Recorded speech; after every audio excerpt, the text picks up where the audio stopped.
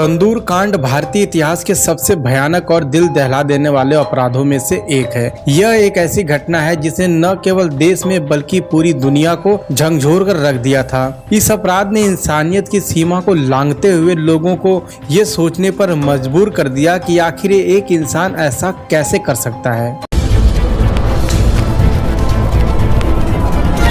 यह कहानी शुरू होती है जुलाई 1995 में, जब दिल्ली के गोल मार्केट इलाके में रहने वाले कांग्रेस के युवा नेता सुशील शर्मा ने कुछ ऐसा किया जिसकी कल्पना किसी ने नहीं की थी। सुशील शर्मा एक महत्वाकांक्षी और प्रसिद्ध व्यक्ति था जिसकी शादी नैना साहनी नाम की महिला से हुई थी। नैना एक आत्मविश्वासी और स्वतंत्र विचारों वाली महिला थी जो कभी राजनीति से भी ताल्लुक रखती थी।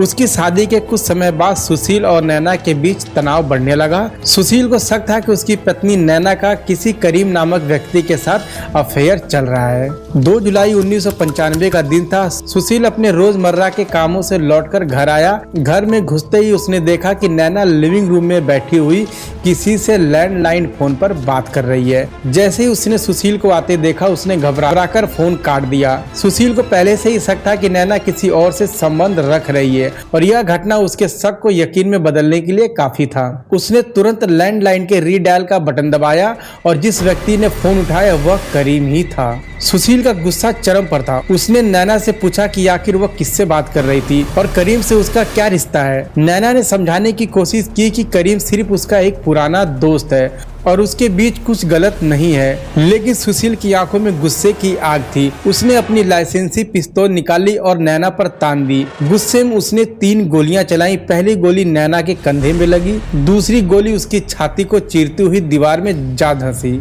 और तीसरी गोली सीधा उसके सिर में जा लगी और नैना वहीं पर गिर गई और उसने दम तोड़ दिया। अब सुशील के सामने एक नई समस्या थी।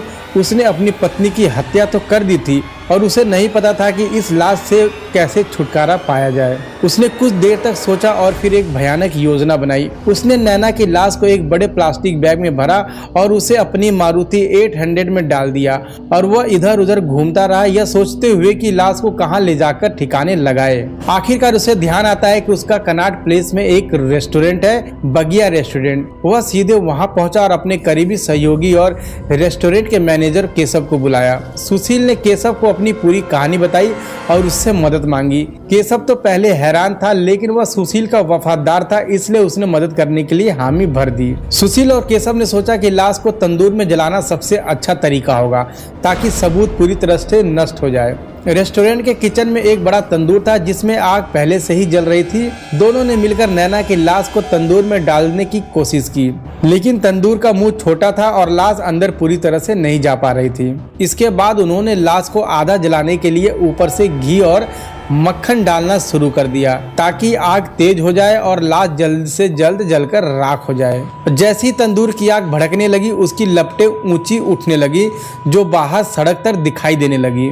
पास में सब्जी बेचने वाली एक महिला अनारो देवी ने जब यह देखा तो उसे लगा कि रेस्टोरेंट में आग लग गई है, तो उसने शोर मचाना शुरू कर दिया। उसकी आवाज सुनकर पास ही ड्यूटी कर रहा कांस्टेबल अब्दुल नजीर मौके पर पहुंचा और उसने रेस्टोरेंट के अंदर जाने की कोशिश की, लेकिन केशव ने उसे रोकने की कोशिश की और कहा कि कोई आग नहीं लगी है, वे सिर्फ कागज जला रहे हैं। लेकिन अब्दुल कांस्टेबल को कुछ गड़बड़ लग रही थी। अब्दुल ने रेस्टोरेंट के पीछे से दीवार फांदी और अंदर घुसा। वहाँ उसने देखा तो तंदूर के ऊपर नैना की लाश जल रही थी, लेकिन उसके पैर अभी भी पूरी तरह से जले नहीं थे।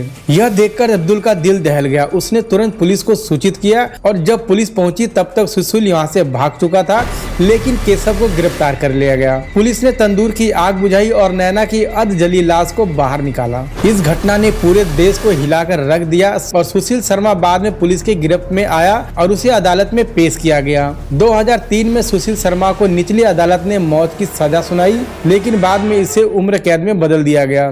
तंदूर कांड ने भारतीय न्याय व्यवस्था और समाज को एक गंभीर सवाल के सामने खड़ा कर दिया। क्या गुस्से और शक में आकर एक इंसान ऐसा अपराध कर सकता है? यह घटना आज भी एक काले अध्याय के रूप में याद की जाती है, जो यह दिखाती है कि किस हद तक इंसान अपने गुस्से और शक के चलते अमानवीय हो सकता है।